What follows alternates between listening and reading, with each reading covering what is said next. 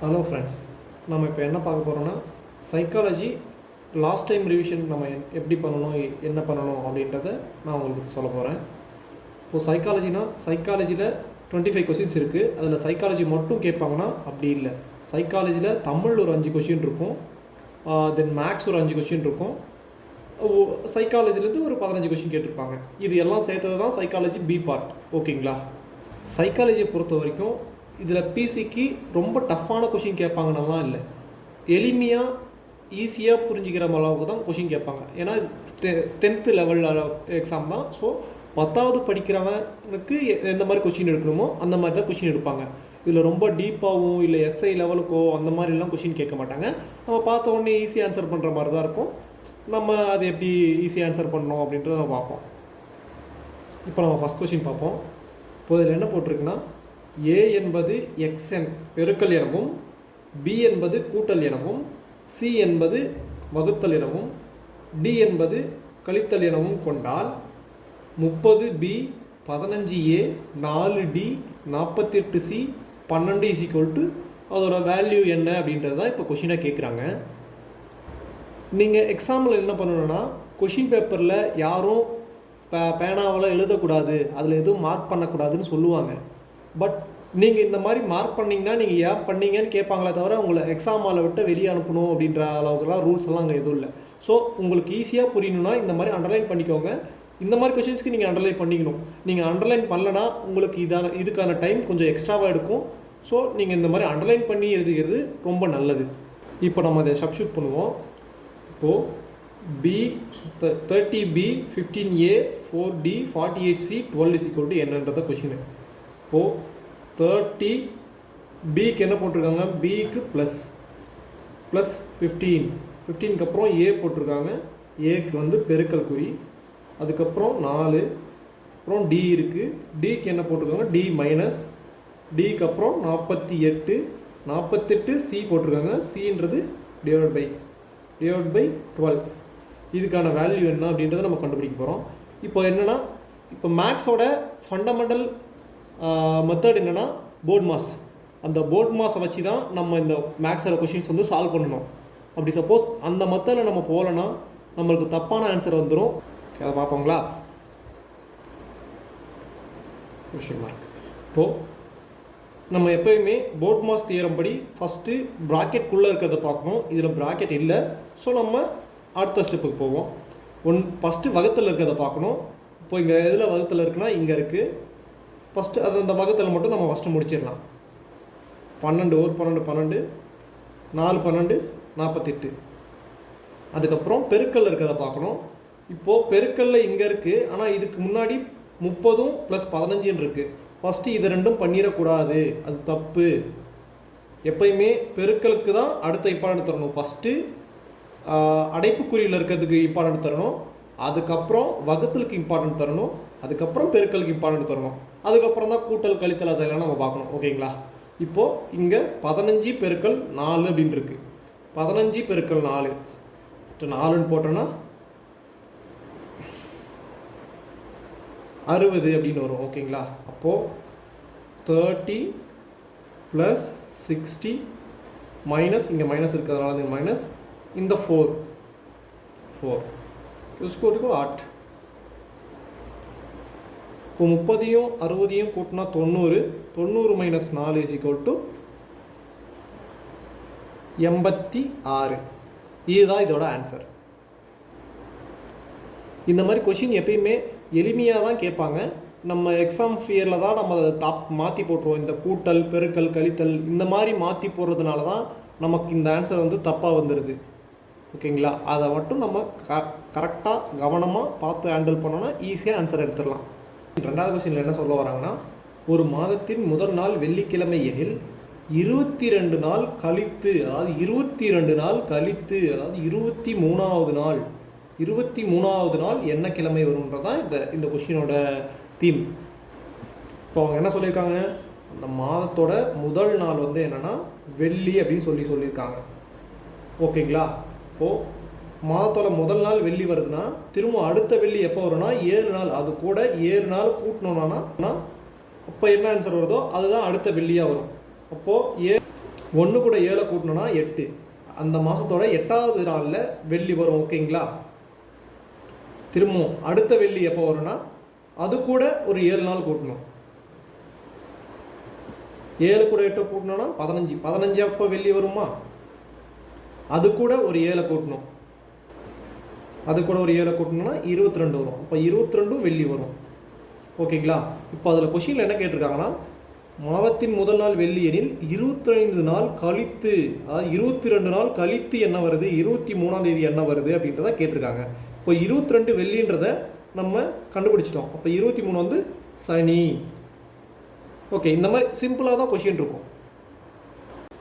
இதுக்கான general method என்னென்னா, கொடுத்துருக்கிற நம்பரை, அதாவது 22 நாள் கழித்து அப்படின்னு வந்ததுன்னா அந்த 22 போட்டு 7ஆல் வகுத்துக்கணும். 7ஆல் வகுத்துனா 7 21. இப்போது 1 ரிமைனிங் இருக்கும். ரிமைனிங் 0 வந்துச்சுன்னா கொடுத்துருக்க நாள் என்ன நாள், வெள்ளியா, கொடுத்துருக்கிறது வெள்ளி அப்படின்னு போட்டுக்கணும். 1 வந்ததுன்னா அதுக்கு அடுத்த நாள் சனி. 2 வந்ததுன்னா புதன். சேம் அந்த மாதிரி 3 4 5 6 7 7 வராது. அடுத்து 3வது கொஸ்டின் பார்ப்போம். இப்போது எக்ஸில் X% என்பது 25 எனில் எக்ஸை காண்க. அதாவது ஒரு வேல்யூ, அந்த வேல்யூவோட பர்சன்டேஜ் 25 அப்படின்னு சொல்லியிருக்காங்க. அந்த வேல்யூ என்ன அப்படின்றத கொஷினை கேட்டிருக்காங்க. இதுக்கு நம்ம ஆப்ஷன் எடுத்து போட்டோம்னா ஈஸியாக கண்டுபிடிச்சிடலாம். இது பெரிய கொஷின்லாம் இல்லை. நம்ம கொஷினை மட்டும் பார்த்தோன்னா அது நம்மளுக்கு ரொம்ப டஃப்பாக இருக்கிற மாதிரி தெரியும். ஆப்ஷன் வச்சு நம்ம போட்டோம்னா அது நம்மளுக்கு ரொம்ப ஈஸி. இல்லை, ஏவும் இல்லை, பியும் இல்லை. இப்போது சி எடுத்து பார்ப்போம். சின்றது 50 கொடுத்துருக்காங்க. எக்ஸ்ன்றது 50. 50ல் 50%. 50ல் 50% அப்போது இப்போ 25 வரும். அவங்க என்ன கொடுத்துருக்காங்க, எக்ஸில் X%ன்றது 25, எக்ஸ்ன்றது 50, 50ல் 50%ன்றது 25. ஓ, பி தான், சி தான் ஆன்சர். அடுத்து 4th கொஸ்டின் போய்க்கலாம். இப்போது ஒரு புத்தகத்தின் விலை 20% உயர்த்தப்பட்டு 20% குறைக்கப்பட்டால் அந்த புத்தகத்தின் விலை மாற்றம் என்ன அப்படின்னு கேட்குறாங்க. ஒரு புக் இருக்குது, அதோட புக்கோட வேல்யூவில் 20% எக்ஸ்ட்ரா பண்ணிவிட்டு 20% டிக்ரீஸ் பண்ணியிருக்காங்க. அப்போது அதோட வேல்யூ என்னவா இருக்கும் அப்படின்னு சொல்லிட்டு கேட்குறாங்க. எப்பயும் சேம் பர்சன்டேஜ் இன்க்ரீஸ் பண்ணி சேம் பர்சன்டேஜ் டிக்ரீஸ் பண்ணாங்கன்னா அதுக்கு ஒரு மெத்தட் இருக்குது. அது என்ன மெத்தட்னா 10%, 20%, 30%, 40%, 50, 60, 70, 80, 90, 100. 10% இன்க்ரீஸ் பண்ணிவிட்டு 10% டிக்ரீஸ் பண்ணாங்கன்னா அதோட விலை மாற்றம் வந்து 1% டிக்ரீஸாக இருக்கும். எப்பயுமே இன்க்ரீஸ் பண்ணி டிக்ரீஸ் பண்ணாலும் சரி, டிக்ரீஸ் பண்ணி இன்க்ரீஸ் பண்ணாலும் சரி, அது வந்து டிக்ரீஸில் தான் முடியும் எப்போவுமே. இப்போது 20%ல் இன்க்ரீஸ் பண்ணி டிக்ரீஸ் பண்ணோன்னா அது 4% டிக்ரீஸில் முடியும். அதே மாதிரி 30ல் 9% டிக்ரீஸில் முடியும். 40% அந்த மாதிரி பண்ணோன்னா 16%. ஒன்றும் இல்லைங்க, இந்த முன்னாடி ஒரு வேல்யூ இருக்குது பார்த்தீங்களா, இந்த வேல்யூவை ஸ்கொயர் பண்ணணும், அவ்வளோதான் இதோட வேல்யூ. இப்போது 4னா 16, 5னா 25, 6னா 36, 7னா 49, 8னா 64, 9னா 81, 100னா 100. அடுத்து 5th கொஸ்டின் நம்ம பார்ப்போம். 5th கொஸ்டின் என்னன்னா, ஒரு பெரிய பெட்டிக்குள் 2 சிறிய பெட்டிகள், அந்த சிறிய பெட்டிக்குள் 2 பெட்டிகள், மொத்தம் எத்தனை பெட்டிகள் அப்படின்றத கேள்வி. அதாவே நம்ம எழுதிப்போம். ஒரு பெரிய பெட்டி,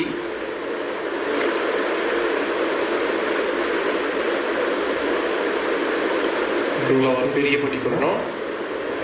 ஒரு பெரிய பெட்டிக்குள் 2 சிறிய பெட்டிகள், 2 சிறிய பெட்டிகள்.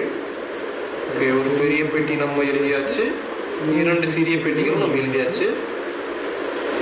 அதுக்கப்புறம் அந்த சிறிய பெட்டிக்குள் 2 பெட்டிகள், அந்த சிறிய பெட்டிக்குள் 2 பெட்டிகள். ஓகேங்களா? மொத்தம் எத்தனை பெட்டிகள் அப்படின்னு கேட்குறாங்க. இது 1 2 3 4 5 6 7, மொத்தம் 7 பெட்டிகள் இருக்கு. ஓகேங்களா? இந்த மாதிரி மேக்ஸிமம் சிம்பிளாக தான் கொஸ்டின்ஸ் உங்களுக்கு கேட்பாங்க. ஸோ நீங்கள் அதை நினச்சி எதுவும் ஃபியர் பண்ணிக்க வேண்டாம். ஓகே, நெக்ஸ்ட் போவோம். வெண்படங்களை பார்த்து நமக்கு இது ஆன்சர் பண்ண வேண்டியதாக இருக்கும். இப்போ என்ன கொஸ்டின் கேட்டிருக்காங்கன்னா, பாலூட்டிகள், காகம், எருமை. அதுக்கு எந்த மென்படம் இதில் நமக்கு சூட்டபுள் ஆகும் அப்படின்னு சொல்லிட்டு பார்க்கணும். அது பாலூட்டிகளில் எருமை வரும், காகம்ன்றது வந்து பாலூட்டிகளில் வராது. ஓகே, இதுக்கு ஆப்ஷன் சி வந்து இது கரெக்டாக இருக்கலாம். ஏன்னா இது வந்து பாலூட்டிகள். ஓகேங்களா, பாலூட்டிகளில் எருமை சிலது அதுக்கு சேராமல் இருக்குது, இது ஒரு காகம். ஓகேங்களா, அப்போ சி தான் இதுக்கான ஆன்சர். அடுத்த கொஸ்டின் போவோம். அடுத்த கொஸ்டின் என்னன்னா, sun is equal to 12, port is equal to 20, side is equal to 16 அப்படின்னு சொல்லி கொடுத்துருக்காங்க. இப்போ திஸ்க்கு வந்து என்ன வேல்யூ வரும் அப்படின்றத கேள்வியாக கேட்டிருக்காங்க. இப்போ சன் இதில் வந்து 3 லெட்டர் இருக்கு. இந்த மாதிரி வந்துச்சுன்னா மேபி அதில் ஏபிசிடியோட எந்த பொசிஷனில் இருக்கு அப்படின்றத வச்சு கேட்கறதுக்கான நிறைய சான்சஸ் இருக்கு. ஸோ நம்ம அதை வச்சும் போடலாம். ஆனால் இதில் என்ன கேட்டிருக்காங்கன்னா, இதில் 3 லெட்டர்ஸ் இருக்கு. இந்த 3 லெட்டர்ஸை 4ஆல பெருக்கிருக்காங்க. 3 × 4 12 வருதுங்களா? இதே மாதிரி இதுவும் வந்துச்சுன்னா இந்த மெத்தட் ஓகே. அப்படி சப்போஸ் இதில் வரலன்னா அது வேற மெத்தட் எடுத்திருக்காங்க அப்படின்னு சொல்லிட்டு நம்ம அசியூம் பண்ணிக்கணும். ஓகேங்களா, இப்போ VOARD இதில் 5 லெட்டர்ஸ் இருக்கு. 5 × 4 போட்டோம்னா 20 வரும். சேம் அதே மாதிரி இதில் 4 லெட்டர்ஸ் இருக்கு. 4 × 4 = 16 வருது. ஸோ இதோட எல்லா வேல்யூவும் சேமா இருக்கு. இப்போ இதுக்கும் இந்த மெத்தட் தான் போடணும். இப்போ திஸ்ன்றதுல 4 இருக்கு. 4ஓட எல்லாத்துலயும் சேமா இருக்கிற இந்த 4ஓட பெருக்கிக்கணும். அப்போ 4 × 4 16. இந்த திஸ் ஆன்சர் வந்து 16 அப்படின்னு அர்த்தம். ஓகேங்களா, அடுத்த கொஸ்டின் போவோம். 8வது கொஸ்டின்ல 0.8 வர்க்கமூலம் காண்கன்னு சொல்லி கொடுத்துருக்காங்க. நம்ம வர்க்கமூலம் காண்றதுன்னா 1ஓட வர்க்கமூலம் என்னன்னா 1, 2ஓட வர்க்கமூலம் 4, 3னா 9 இப்படி போடுவோம். ஓகேங்களா, இதுல 0.8 அப்படின்னு போட்டிருக்கு. இது எப்படி போடுறது? ஒன்றும் இல்லைங்க, சிம்பிள் தான். இப்போ 8ஓட வர்க்கமூலம் என்ன? 8 64. இப்போ இதுக்கு முன்னாடி 0 பாயிண்ட் வச்சோம்னா இதோட வேல்யூ வரும் போது. இப்போ 8க்கு 64னா 0.8க்கு 0.64. 0.8க்கு 0.64 நம்ம ஈஸியாக கண்டுபிடிச்சிட்டோம். இவ்வளோதாங்க. அடுத்து இந்த ஃபார்முலா கேட்டிருக்காங்க, வட்டத்தின் பரப்பளவுக்கான சூத்திரம் காண்க. அதாவது வட்டத்தின் பரப்பளவு மட்டும் இல்லை, இந்த மாதிரி ஃபார்முலா வர்றது எல்லாமே நம்ம வந்து பேசிக்காக தெரிஞ்சுக்கிறோம். ஏன்னா ஃபார்முலா வச்சு கொஸ்டினும் கேட்கலாம், இல்லை ஃபார்முலாவே கொஸ்டினாவும் கேட்கலாம். ஸோ நீங்கள் அதுக்கெல்லாம் தயாராக இருக்கணும். இது நீங்கள் வந்து புரிஞ்சிக்க வேண்டியதாக இருக்கும். இந்த ஃபார்முலாஸ் எல்லாம் புரிஞ்சிக்கலாம், இல்லை நீங்கள் மனப்பாடமாக பண்ணி வச்சுக்கலாம். இப்போ வட்டத்தின் பரப்பளவுக்கான ஃபார்முலா வந்து πr². இதுதான் வந்து வட்டத்தின் பரப்பளவுக்கான ஃபார்முலா. அடுத்த 10வது கொஸ்டின் வந்து இந்த ஸ்டேட்மெண்ட்டாக கேட்டிருக்காங்க. நம்பர்ஸ் இல்லாமல் எதுவுமே இல்லாமல் ஸ்டேட்மெண்ட்டாகவே சில கொஸ்டின்ஸ் எல்லாம் கேட்டிருக்காங்க. என்ன கொஸ்டின்னா, மிகச்சிறிய பகாயன் எது அப்படின்னு சொல்லிட்டு கேட்டிருக்காங்க. பகாயன் காண்கன்னு கேட்டிருக்காங்க. 0வும் இல்லை, 1ம் இல்லை, 2 வந்து பகு எண்ணும் இல்லை, பகா எண்ணும் இல்லை. அப்போ 3ன்றது தான் மிகச்சிறிய பகாயன். அடுத்து 14வது கொஸ்டின் போவோம். ஒரு வட்டத்தின் வெளியில் ஒரு புள்ளியில் இருந்து வட்டத்திற்கு எத்தனை தொடுகோடு வரையலாம்? என்ன கேள்வினா, ஒரு வட்டம் இருக்கு. இந்த வட்டத்துக்கு வெளியில ஒரு புள்ளியில் இருந்து இந்த வட்டத்துக்கு எத்தனை தொடுகோடு வரையலாம் அப்படின்னு சொல்லிட்டு கொஸ்டின் கேட்கறாங்க.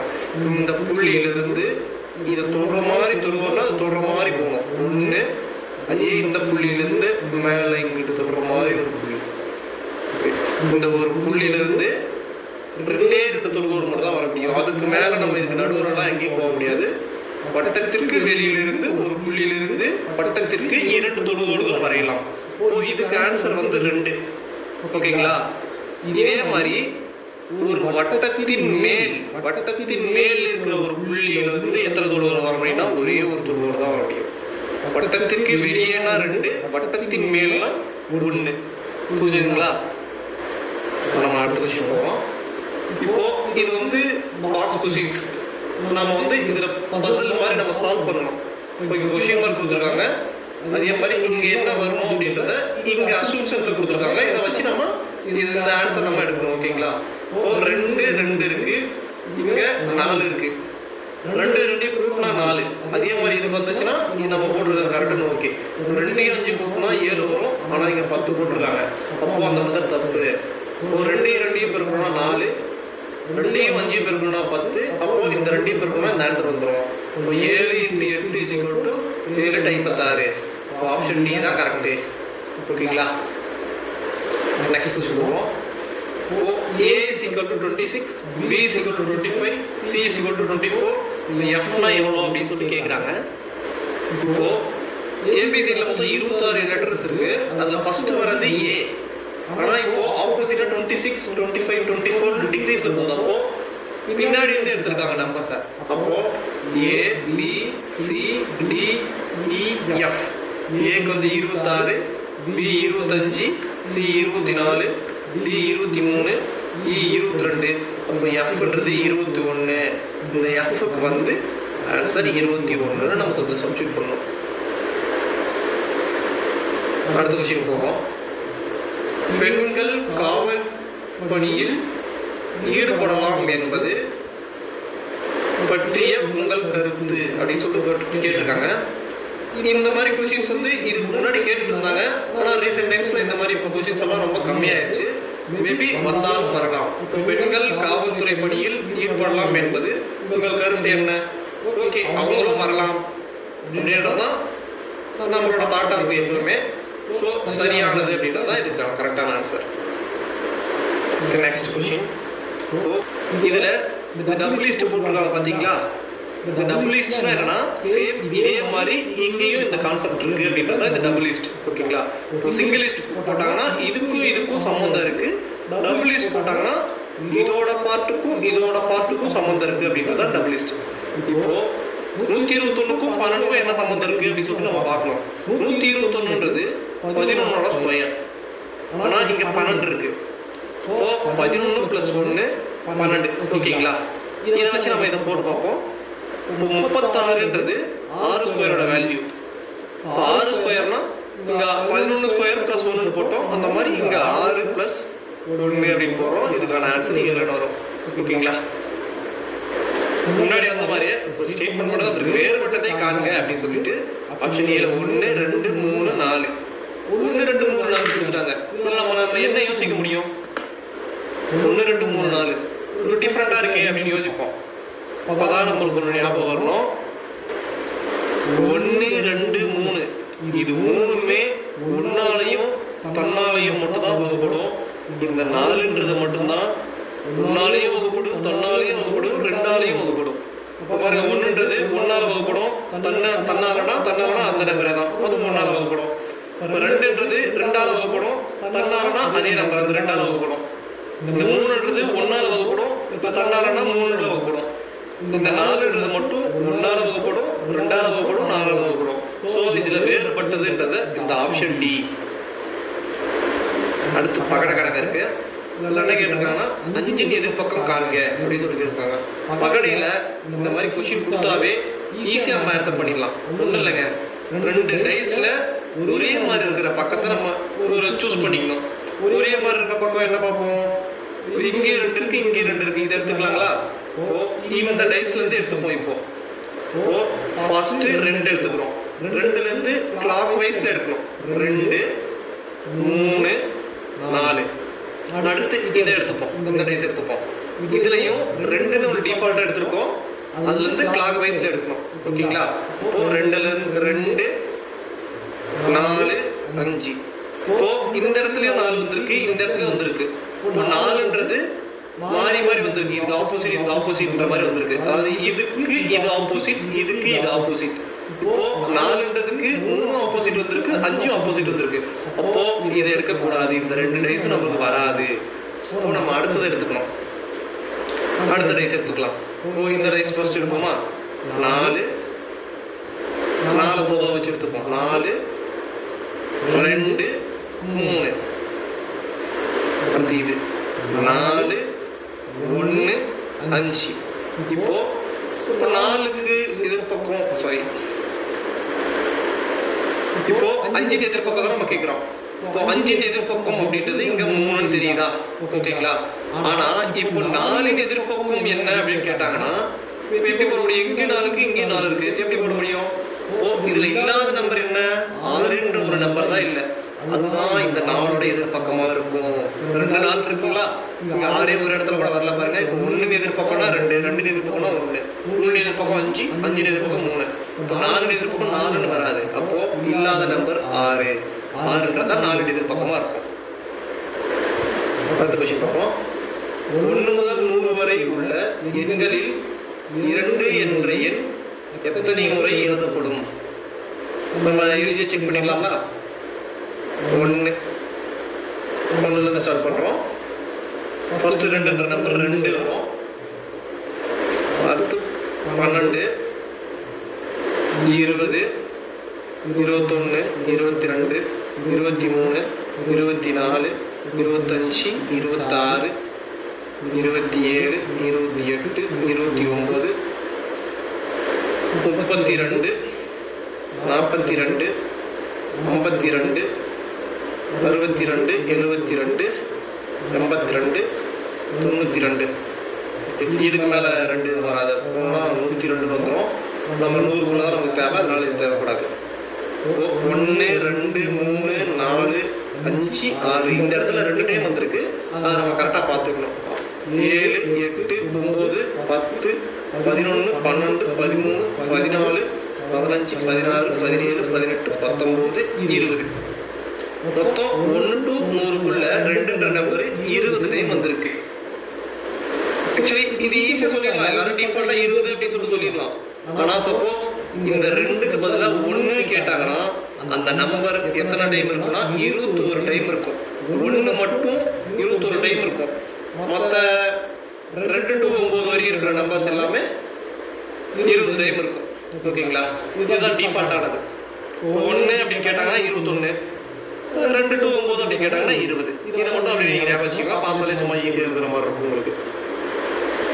அடுத்த கொஸ்டின் போவோம். தவறான எண்ணை காண்க. ஒரு சீரிஸ் கொடுத்துருக்காங்க. இதுல ஏதோ ஒரு நம்பர் தப்பா இருக்கு. அந்த நம்பர் என்ன அப்படின்னு சொல்லிட்டு கண்டுபிடிச்சு சொல்லியிருக்காங்க. இதுல மேக்ஸிமம் நீங்க ஆப்ஷன் பாத்தீங்கன்னா ஆப்ஷன்ல எந்த நம்பர் இருக்கோ அந்த நம்பரை மட்டும் நியர்பைல பாத்தீங்கன்னா நீங்க ஈஸியா வந்து ஆன்சர் இதை கண்டுபிடிச்சிடலாம்.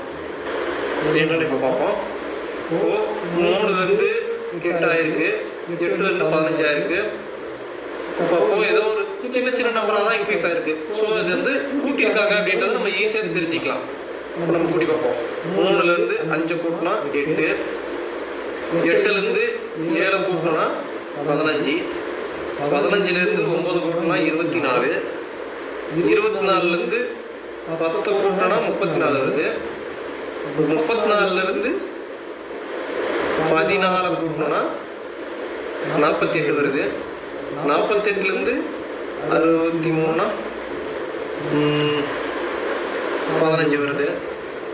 இப்போ இங்க பாருங்க, சேமா இங்க 2, அதாவது 2 + 2, இங்க மட்டும் +1 வந்திருக்கு, +4 வந்திருக்கு, இங்க +1 வந்திருக்கு. அப்போ இந்த நடுவுல தான் எங்கேயோ ஒரு பிரச்சனை வந்திருக்கு. இது எல்லாமே ஒற்றைப்படை எண்ணா வந்திருக்கு. இங்க மட்டும் திடீர்னு இரட்டைப்படை எண் வந்திருக்கு. இங்க சேமா 2 கூடி இருக்கு. நாமளும் இங்க சேம் 2 கூட்டணும்னா இங்க 11ன்னு வரும். ஓகேங்களா? இப்போ 24 கூட 11 கூட்டணும்னா 35 அப்படின்னு வரும் இந்த இடத்துல. இப்போ 35க்கும் 48க்கும் டிஃபரன்ஸ் பார்த்தோம்னா 13 அப்படின்னு வரும். ஓகேங்களா? இப்போ செக் பண்ணி பாருங்க. 5, 7, 9, இதுக்கு டிஃபரன்ஸ் 11 போட்டோம்னா 35 கரெக்டாக வருது.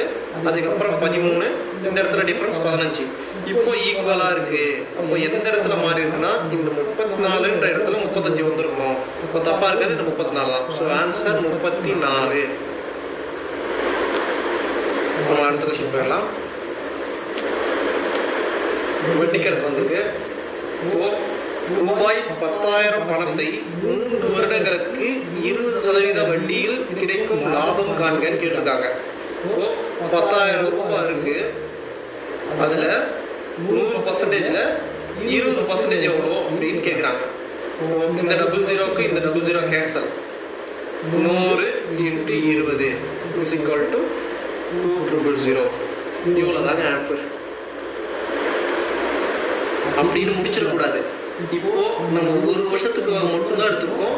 இங்க கேட்டிருக்கிறது 3 வருஷம் கேட்டிருக்காங்க. அப்போ 2000 × 3 அப்படின்னு போடணும். 6000 அப்படின்றது வரும். இதுதான் இதோட ஃபைனல் ஆன்சர்.